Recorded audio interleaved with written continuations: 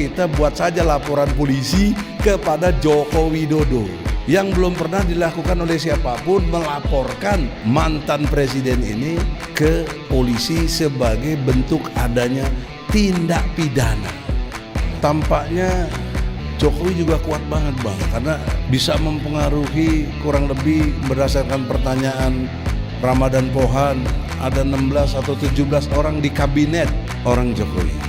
Saya nyatakan lagi analisa saya, bukan Jokowi yang kuat, tapi Prabowo-nya yang lemah. Dia jenderal, dia hari ini presiden, kok bisa ditekan oleh Joko Widodo gitu.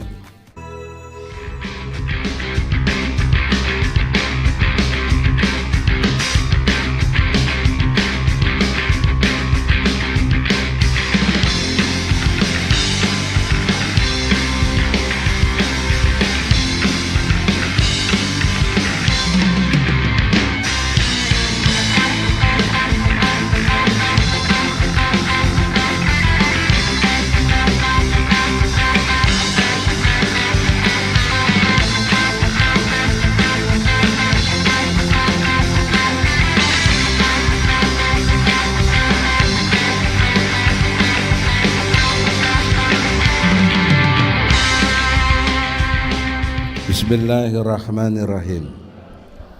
Assalamualaikum warahmatullahi wabarakatuh. Saudara-saudara, semua yang netizen, penonton dari YouTuber dan akses media lainnya, perhatiannya kepada dua hal penting. Yang pertama, kaitan dengan KM50, tadinya saya mau menyampaikan sebagai masukan, tapi Adinda Refli Harun tidak sependapat, nanti saja di bagian orasi. Problemnya momentum jadi hilang dan sistematisnya sudah berbeda begitu. Tapi tidak apa-apa, mudah-mudahan masukan ini berguna. 2 hari lalu, kemarin lusa, saya diundang Habib Rizik di Megamendung, acara haul. 6 syuhada, ketemu anak korban, bapak korban Pak Syuhada Akse. Saya bersama Damai Hari Lubis, Fikri Bareno, ada Zulkarnain, ada Arif Iksan dan istrinya. Satu mobil lah.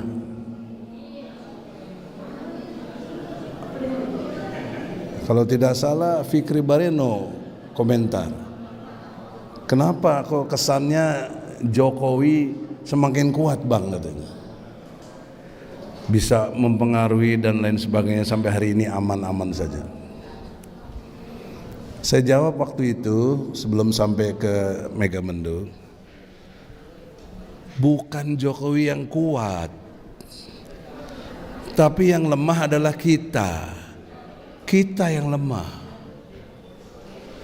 Kita kurang segala-galanya, terutama kita kurang solidaritas, kurang sofan ka'annahum bunyanun marsus. Kita kurang sangka baik di antara kita, terlalu tinggi friksi-friksi di antara kita, terlalu banyak beda pendapat yang tidak perlu. Nah, oleh karena itu fokusnya bagaimana kita jangan memperlemahkan diri kita sendiri, memperlemahkan gerakan kita. Termasuk yang terakhir saya bilang tadi di medsos, ditanya oleh KBA, Egy Sujana Channel, Hani TikTokernya, tampaknya Jokowi juga kuat banget bang, karena bisa mempengaruhi kurang lebih berdasarkan pertanyaan Ramadan Pohan, ada 16 atau 17 orang di kabinet orang Jokowi. Saya nyatakan lagi analisa saya, Bukan Jokowi yang kuat, tapi Prabowo-nya yang lemah. Dia jenderal, dia hari ini presiden, kok bisa ditekan oleh Joko Widodo gitu loh. Analis ini kurang dibahas. Oleh karena itu kita introspeksi bagaimana kok sampai bisa kuat seperti itu. Karena kita lemah. Kesadaran akan kelemahan kita membangkitkan semangat untuk memperkuat diri. Tapi kalau berpikir Jokowi kuat, kita malah tambah lemah gitu loh. Oleh karena itu, dalam rangka memperkuat diri, himbauan konkret saya, karena tadi harusnya disampaikan di acara KM50 tadi, hari Senin besok kita buat saja laporan polisi kepada Joko Widodo yang belum pernah dilakukan oleh siapapun, melaporkan mantan presiden ini ke polisi sebagai bentuk adanya tindak pidana. Cerita semua tadi termasuk yang terakhir Munarman itu kan cerita membuktikan adanya tindak pidana, bahkan termasuk klasifikasi pelanggaran HAM berat. Hukumannya itu hukuman mati. Kan sangat elok kalau kita besok Senin rame-rame, karena ini pidana bukan perdata. Kalau perdata perlu prinsipal. Kalau pidana siapapun menurut pasal 108 KUHP, yang melihat, yang mendengar, yang mengetahui adanya tindak pidana boleh melaporkan kejahatannya itu. Maka himbauan konkret saya hari Senin besok ya, saya dengan TPUA, tim pembela ulama dan aktivis, yang saya ingin pengen sini, coba Medi sama DHL coba dengan hormat ke depan sini, Fikri juga. Beliau inilah tim inti dari TPUA. Siapa lagi yang belum? Rijal, biar nanti sekalian ini komentarnya. Rijal, Fadilah, Arif juga, di luar YouTuber. Sini supaya tahu begitu. Nah ini Medi, sahabat saya sudah lama, alumni Jerman, sama-sama di Jerman saya sama beliau. Alles klar, Kommissar. Wie geht's dir? Danke gut. Wah, maks du denn? Jadi sampai hari ini tetap seperjuangan. Dia wakil ketua presiden TPUA. Rustam mana Rustam, satu lagi Rustam. Rustam. Ya, sama Jul, sini Jul, maju. Sekjennya. Sebelah kirinya Medi Damai Hari Lubis, koordinator advokat TPUA. Ya. Sebelah kirinya lagi Rijal Fadilah, itu dewan analisis yang kita butuhkan selalu pendapatnya secara hukum di TPUA, insya Allah. Sebelah kanan saya Fikri Bareno, wakil presiden bidang ulama, jadi kaum ulama dia yang koordinasi insya Allah. Arif Iksan bidang media pers dan lain sebagainya. Rustam di grassroots garingan partai, kita buat sendiri partainya, Partai Rakyat Oposisi Pro. Jadi kerjaannya ganggu keadaan yang ada yang nggak bener ini gitu tuh, supaya jadi bener. Sampingnya Zulkarnain sekjennya. Jadi hari Senin, terutama brother wakil presiden, bagaimana kita sama-sama yang hadir di sini coba buktikan partisipasinya. Datang ke Mabes Polri jam 11 sebagai pelapor terhadap Joko Widodo. Dalam konteks kilometer 50, menurut struktur ilmu tata negara, dia itu kepala negara juga kepala pemerintahan, di atas Kapolri, di atas Jaksa Agung. Jadi waktu itu Kapolrinya Tito, saya ingat, atasan Tito itu namanya Joko Widodo. Peristiwa sebesar ini nggak mungkin tahu presiden tuh, nggak mungkin, logika struktur itu nggak mungkin. Kenapa nggak pernah disinggung oleh analisis hukum untuk dia harus bisa dimintai tanggung jawabnya? Inilah saatnya rakyat bangkit, tunjukkan kekuatannya, kebersamaan kita. Sebentar tumbang itu Jokowi, dalam arti asumsi yang tadi dia bilang kuat, nggak ada kuatnya dia. Yang lemah tuh kita. Prabowo bisa ditekan, yang lemah Prabowo. Kenapa bisa ditekan? Kok presiden jenderal bisa ditekan? Oleh karena itu, tanpa menghina siapapun, hak hukum kita dijamin dari pasal 108 KUHP untuk bisa membuat laporan. Nah, untuk itu teknis operasionalnya, apakah DHL mau kasih pendapat dulu, baru nanti wakil ketua. Silakan. Untuk ini. Iya sekarang. Nanti mau rasis juga sekarang. Ini perintah Presiden TPUA. Mohon izin nih moderator. Kebetulan juga penyelenggara di sebelah saya juga nih, salah seorang ini, Bang Haji Medi. Jadi ya mau nggak mau lah, akhirnya saya konsep juga ini sore ini malam tentang, karena kita pengalaman melapor resiko ditolak, kita akan buat pengaduan tertulis, kita masukkan ke bagian umum. Yang penting nanti mungkin Bang Egy ada trik untuk menyampaikan besok Senin,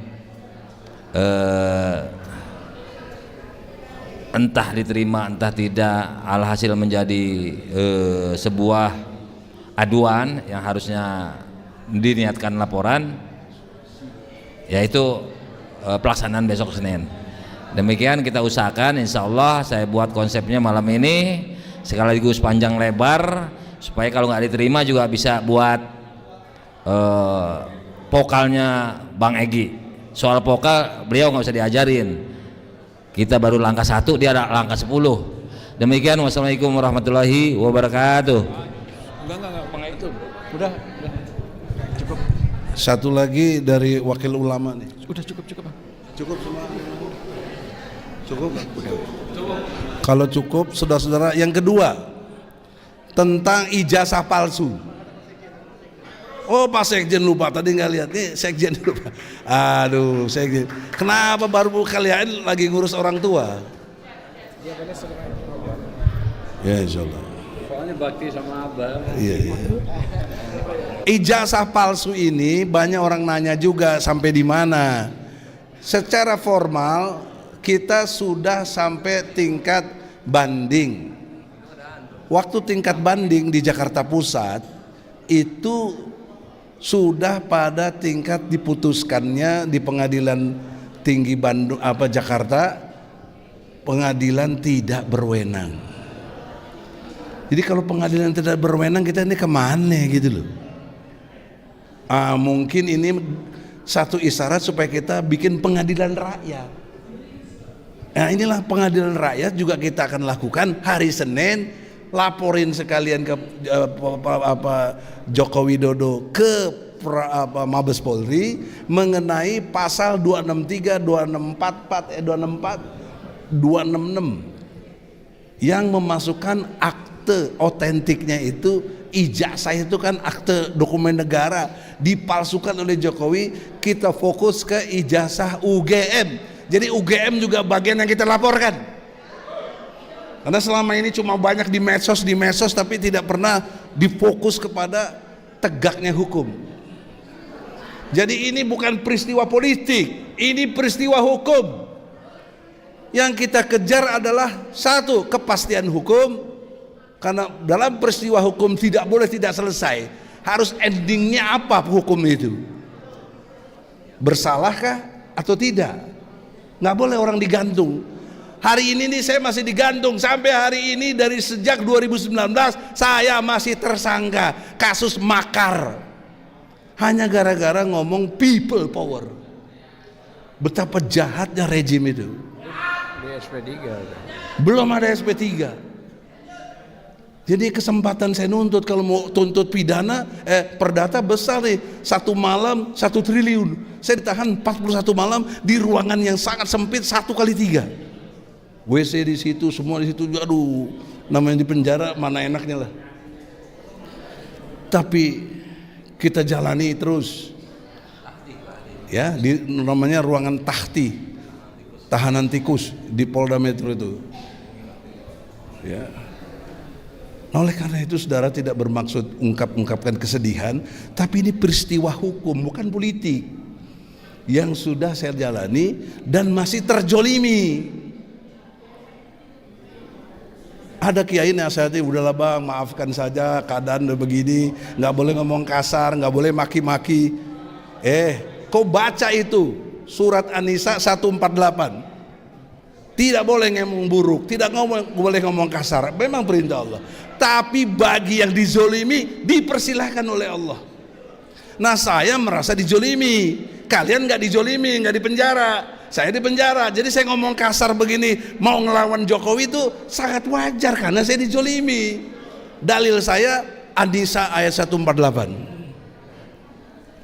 Nah, oleh karena itu tidak provokasi, saya tetap ajak lagi, karena ini kategorinya pidana, tidak perlu prinsipal. Ikutlah hari Senin bahwa Jokowi telah melanggar hukum pidana tentang pemalsuan ijazah palsunya itu. Substansinya memalsukan ijazah, sama juga memalsukan dirinya pun dimanipulasi gitu loh. Ini memalukan. Ada diatur pasal 7A UUD 45, ini perbuatan tercela, sangat tercela. Di seluruh dunia mana ada presiden ijazahnya palsu? Enggak ada. Nah, berimbas kepada Fufu Fafa, diduga ijazahnya juga palsu. Coba siapa yang fokus ngurus ini? Harus fokus. Saya ngurus ini udah kurang lebih jalan 3 tahun, bukan baru sekarang. Bahkan jalan 4 tahun ya. Itu contoh. Ini Pak Sekjen yang dampingi terus. Jadi oleh karena itu saudara-saudara, ada 2 agenda hari Senin. Laporkan tindak pidana struktur kekuasaan di bawah Jokowi semua, tapi kejadian peristiwa pelanggaran HAM berat minimal Jokowi kena pasal 421 dalam konteks KUHP-nya, yaitu membiarkan sesuatu. Bahkan saya ingat sekali konferensi pers Jokowi pada waktu setelah terjadi KM 50, Jokowi berpendapat tindakan polisi sudah dibenarkan, sudah sesuai dengan prosedur. Coba dilihat lagi, di browsing lagi, lihat. Itu ucapan yang nggak dibenarkan secara ilmu hukum, karena belum ada investigasi, Komnas HAM belum bekerja maksimal dan lain sebagainya. Kok dia sudah bikin statement polisi udah benar? Ini bagaimana begitu loh? Jadi dia kena lagi pasal yang pasal 421, memerintahkan sesuatu. Jadi bagi pejabat atau pegawai yang memerintahkan sesuatu, membiarkan sesuatu terjadi, maka dipidana 2 tahun 8 bulan. Kalau konteks HAM-nya, dia hukuman berat, hukuman mati buat Jokowi. Saya kira begitu. Kalau udah cukup kita sudahi. Semoga kita lihatlah nanti, terutama Adinda Refli Harun yang militan, cerdas, keren, cadas. Dampingilah hari Senin itu laporan polisi ini. Assalamualaikum warahmatullahi wabarakatuh.